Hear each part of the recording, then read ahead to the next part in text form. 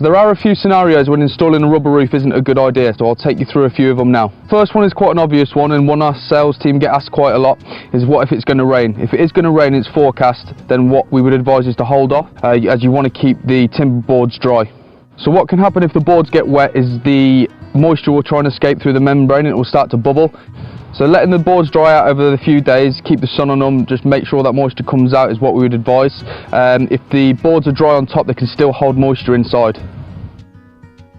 This isn't so much a reason for not fitting a rubber roof, but if it's baking hot, you just need to be a little bit mindful of the water-based adhesive. As it is water-based, it can dry out quite quickly, so if you are doing a large membrane, you just want to do that water-based in sections, say 500mm increments. Being too cold is an issue though. As the system's designed to be fitted in temperatures of 4 degrees and rising, this is something that you need to watch out for.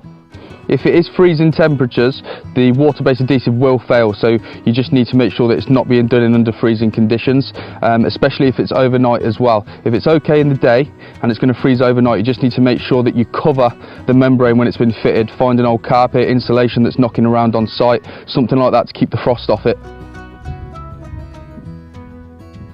Wait. Yeah.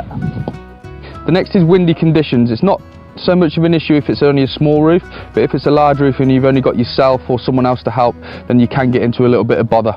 If it is really windy, the membrane can fold in on itself, can get underneath and create air pockets. It's just something to be aware of. And lastly, it's just making sure that you've got everything on site before you actually start installing. You need to make sure all your flashing kits are there, all the tools ready to go. So please don't think you'll be okay without smaller parts of the kit. Things like flashing tapes are an integral part of the system. So I hope this video helped. Don't forget to like and subscribe.